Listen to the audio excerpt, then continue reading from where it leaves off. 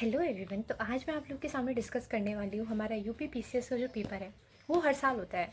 इस साल भी हमारा यूपी पीसीएस का जो पेपर है वो पोस्टपोन हो चुका है। अब इसकी डेट जो आई हुई है 22 दिसंबर को इसका पेपर होना है। नेक्स्ट ईयर भी हमारा 2025 में इसका एग्ज़ाम होगा। 3 स्टेजेस में इसका एग्ज़ाम होता है, प्री, मेंस, इंटरव्यू। प्री में 2 पेपर होते हैं, GS1 जिसमें आपके सारे सब्जेक्ट्स आते हैं, जिसमें ऑब्जेक्टिव क्वेश्चंस होते हैं। उसके साथ ही साथ सीसेट का पेपर होता है जो कि क्वालिफाइंग नेचर होता है। 33% मार्क्स आपको लाने पड़ते हैं, जिसमें कि और भी सब्जेक्ट्स होते हैं, हिंदी भी होती है, इंग्लिश भी होती है। उसके साथ साथ जो हमारा मेंस का पेपर होता है GS1, GS2, GS3, GS4, GS5। पहले के टाइम पे क्या हुआ था कि जो हमारे GS के एग्ज़ाम हुआ करते थे, ऐसे के एग्ज़ाम हुआ करते थे, उसमें 2 ऑप्शनल भी ऐड हुआ करते थे।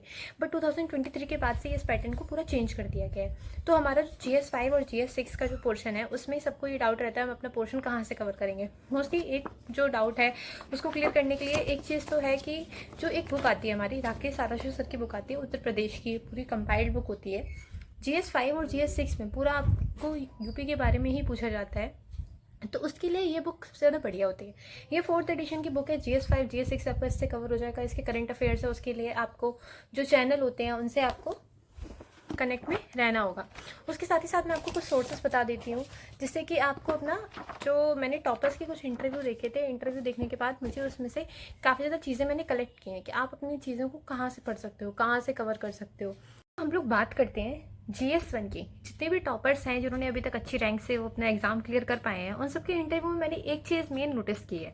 जो GS1 का हमारा पेपर है उसमें जो कुछ टॉपिक्स हैं हमारे, जैसे कि हो गया हमारा ग्लोबलाइजेशन, वुमेन इशू हो गया, पॉपुलेशन के बारे में हो गया, 1857 का जो रिवोल्ट है उसके बारे में हो गया, उसके साथ साथ नॉन कॉपरेशन मूवमेंट हो गई, सिविल डिसोबीडियंस मूवमेंट हो गई, सरदार पटेल हो गए, जैसे बाल गंगाधर तिलक हो गए, ये कुछ पर्सनैलिटीज़ हैं इनके बारे में हो गया। जैसे कि ज्योग्राफी की बात करते हैं, ट्रॉपिकल साइक्लोन हो गया, वोल्केनो हो गया, ओशन करंट हो गया। ये सारी जो कुछ टॉपिक्स हैं ये बहुत ही ज़्यादा हर साल मतलब पूछे जाते हैं। ये टॉपिक इतने ज़्यादा कॉमन हो चुके हैं कि इनसे क्वेश्चन आता ही आता है। ये चीज़ आपको प्लस पॉइंट अपने दिमाग में रखनी है कि ये टॉपिक्स आपको कहीं से भी छोड़ने नहीं है, ये कुछ इंपॉर्टेंट टॉपिक्स हैं। वही GS2 की बात करते हैं। जैसे कि हमारे GS2 में जो हमारी सोर्स है वो है हमारा लक्ष्मीकांत।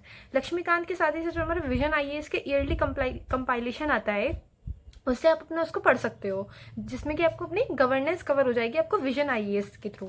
ठीक है, वही बात करते हैं जो हमारा इंटरनेशनल रिलेशन है वो आपको न्यूज़पेपर से हो जाएगा, है ना। और जो अगर मैं आपको कुछ और जो सोर्सेस बताती हूँ, जो हो गए हमारे राज्यसभा टीवी हो गई, उसके साथ जो हमारी संविधान सीरीज हो गई, उसके साथ ही साथ हमारे जो आर्टिकल्स होते हैं, कॉन्स्टिट्यूशन के जितने आर्टिकल्स होते हैं, जितनी स्टैट्यूटरी बॉडीज़ होती हैं, इनके बारे में क्वेश्चंस पूछे जाते हैं। ये हो गए हमारे कुछ। उसके साथ ही साथ आती हैं जो हमारी GS3 पे अगर हम आते हैं तो उसके लिए तो आपको सबसे पहली चीज़ क्या है कि जो कुछ गाइडलाइंस होती हैं, जैसे NDMA की गाइडलाइंस होती हैं, MA की। उसके साथ ही साथ जो वॉल्केनो मतलब जो डिज़ास्टर्स हैं मेजरली, जैसे कि वॉल्केनो से क्वेश्चन ज़्यादातर आते हैं। उसके साथ ही साथ जो मैक्रो लेवल पे जो क्या इम्पैक्ट पड़ते हैं, क्या नहीं पड़ते हैं, उनके बारे में क्वेश्चंस बहुत पूछे जाते हैं। उसके साथ जैसे कि इनको आप कहाँ से कवर कर सकते हो, GS3 के पोर्शन को आप कैसे कवर कर सकते हो। GS3 के पोर्शन को आप इकोनॉमिक सर्वे हो गई, RBI रिपोर्ट हो गई, वर्ल्ड बैंक की रिपोर्ट हो गई, फूड प्रोसेसिंग की जो मतलब कुछ सेक्टर है वहाँ से क्वेश्चंस हैं, capital infrastructure, drug trafficking, insurgency. ये कुछ ऐसे टॉपिक्स हैं जिनसे मतलब क्वेश्चंस हर बार मोस्टली आता ही आता है और यहाँ से क्वेश्चन पूछा ही जाता है। वहीं GS4 की अगर बात करें, GS4 में क्या इंपॉर्टेंट, जैसे कि एथिक्स, इंटीग्रिटी और एप्टीट्यूड।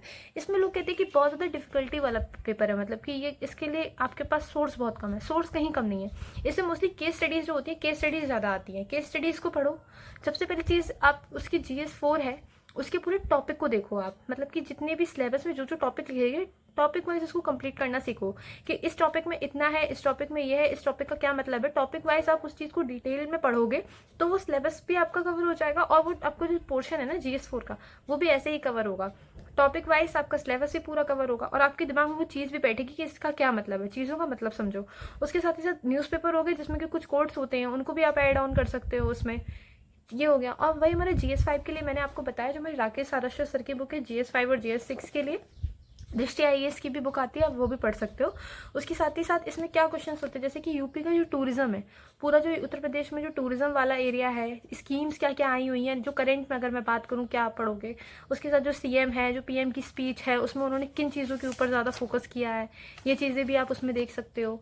ये हो गए हमारे GS5 और GS6 के लिए। ऐसे की बात अगर आती है तो ऐसे में आपको क्या करना है, ऐसे आप वहीं से पढ़ोगे। जब आप मतलब एडिटोरियल आते हैं कुछ यूट्यूब पे, जो एडिटोरियल के चैनल होते हैं वहाँ से पढ़ोगे तो आपका ऐसे वाला पोर्शन वहाँ से भी हो जाएगा। क्योंकि अगर आप पूरी प्रिपरेशन, आपका सिलेबस पूरा कंप्लीट हो जाएगा तो आपको अपना ऐसे लिखना ऑलरेडी आ जाएगा।